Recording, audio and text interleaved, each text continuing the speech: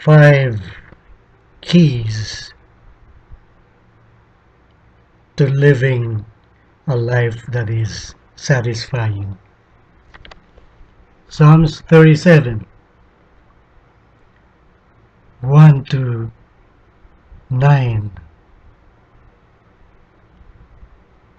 Verse 1. Fret not thyself because of evildoers, neither be thou envious against the workers of iniquity, for they shall soon be cut down like the grass, and wither as the green herb. Verse 3. Trust in the Lord, and do good, so shalt thou dwell in the land, and verily thou shalt be fed. Now that is the first key. Trust in the Lord. And the promise is, you shall be what? Well fed, because you shall dwell in the land. Next is delight. Verse 4. Delight thyself also in the Lord, and he shall give thee the desires of thine heart. Great, it's powerful. Do you see something here? It says all you gotta do is delight yourself in the Lord. Of course, there are many things in life you can delight in. Nice clothes, jewelry,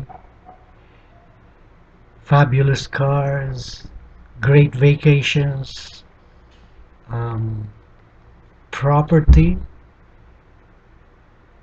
$1 million estates, so many things to delight in. But above all of them, this verse says, delight thyself in the Lord.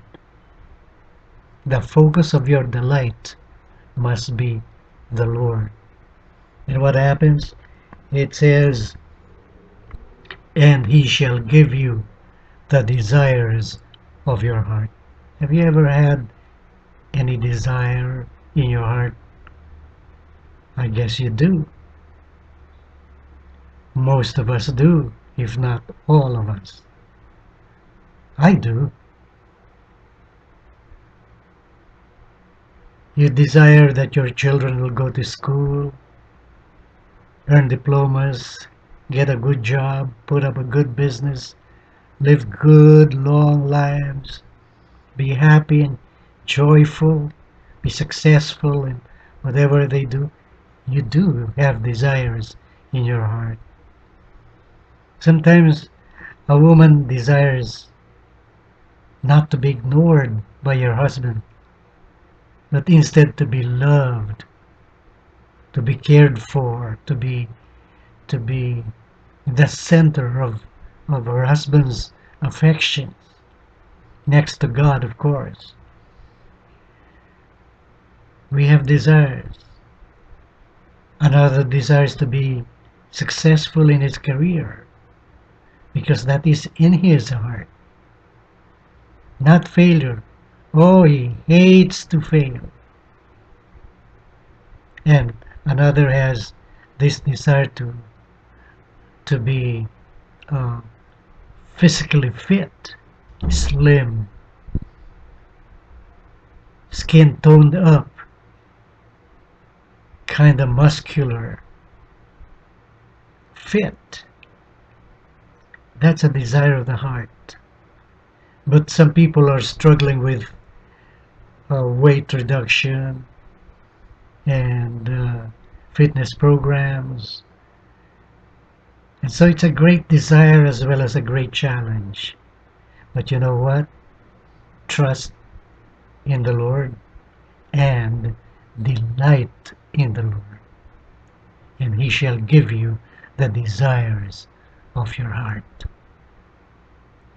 The third is this: commit your way unto the Lord. Trust also in him, and he shall bring it to pass. See, that's one thing we can do. Whatever you do, you may have a business, you can commit it to the Lord. And you can say, Lord, I acknowledge you as the captain of my business. You're the commander-in-chief. You're the CEO of my business. You're not just a partner, you are the leader of my business. And I'm just a vessel in your business. You just have given me a privilege to work with you and to enjoy the fruits of that business.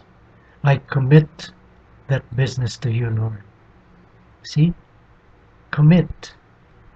Commit your education, your schooling, your marriage, your career, your plans. Commit them to the Lord. And the promise is, when you do, and you sincerely do, then He shall bring it to pass. Isn't that great? And it says, when you do these three things, He shall bring forth thy righteousness as the light, and thy judgment as the noonday. It means righteousness shall so fill your life and shall be a part of life that everything brightens up, everything blooms, everything comes to life. And the fourth is verse 7, rest in the Lord. See, Jesus says, come unto me, all ye that labor and are heavy laden, and I'll give you rest. For my yoke is easy and my burden is light. See, He made that promise. Don't turn to let's say, don't turn to smokers if you want to quit smoking. Don't turn to drinkers if you want to quit drinking.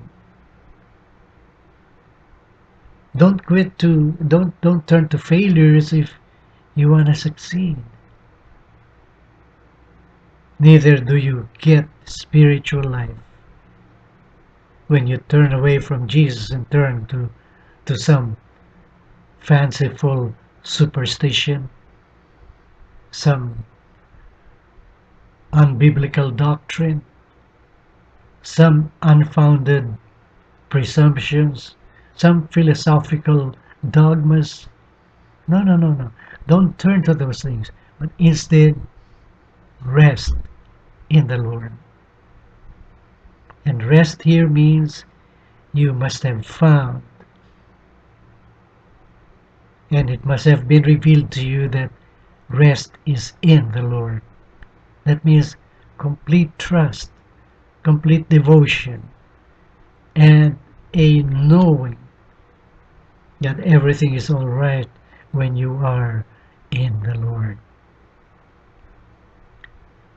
It says further that wait patiently for Him.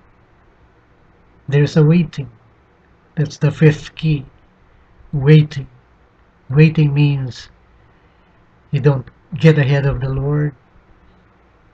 You don't walk too far away. You are in tune with the Lord. You see, the purpose of waiting is, first of all, it's an indication that you know something good must be expected. You are in expectancy of something good, so you wait. Then you have a factor for waiting, because you wait patiently for Him. In other words, what does it tell you? Did it tell you a general thing, something abstract, something so broad that it's for everybody? Sometimes it's not good enough. Sometimes you have to wait for something more specific, something more accurate.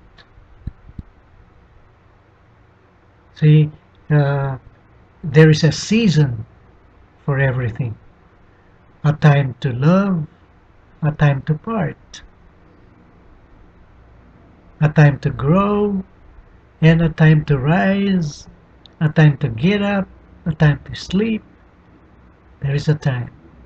That's why there is waiting, because in waiting you allow time to pass until you get hold of the promise of God. Isn't that great? Waiting is powerful. And there's a warning here. It says, fret not thyself because of him who prospereth in his way. Well, don't be sore, don't be envious, don't be sorry, don't fret. If your neighbor prospers, cheer him up or say congratulations. That's good. That's good news. I share the joy with you. You got a brand new car, a bigger house, you earned your diploma or something. Congratulations. Don't fret. It's okay if they prospered. Now, in verse 8 it says, cease from anger. Not only that you shouldn't fret, but you should cease from anger. Means don't get angry. Stop being angry. You know, some people are angry in the morning, angry at noon, angry in the afternoon, angry at night, angry at midnight. They're angry most of the time and they don't know how to live. It's very rare for a smile to cross their lips. Okay? Or a twinkle to brighten their eyes. Very rarely. Why? They don't know how to live. They don't know how to smile. They don't know how to laugh. They're angry most of the time, and they're angry with neighbors. They're angry over a car. They're angry over the supermarket, over the food they eat, over the food they don't eat. They're angry. Why should they be angry when they can be happy? You know, that's always a choice. To be angry or not to be angry. To be sad or to be happy. It's a choice. Life is, for the most part, a matter of choice. And being happy is a choice. Choose to be happy. Don't fret. Okay, and cease from anger. You know, anger can cause more wrinkles on your forehead and more freckles on your cheeks. Better to keep yourself beautiful and pretty with a smile. All right. Now, cease from anger. And then it says, for evildoers shall be cut off, but those that wait upon the Lord, they shall inherit the earth. See that? That's a lot of real estate. If you inherit the whole earth, that's a lot of real estate.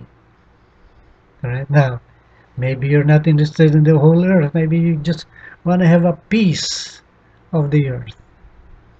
You want to have a mansion, or not even a mansion, maybe a 3-bedroom house, a 5-bedroom house or something. And that's okay. But all you gotta do is do those things. Trust in the Lord. Delight in Him. And do not be angry. And wait for Him. And you shall be okay. God bless you.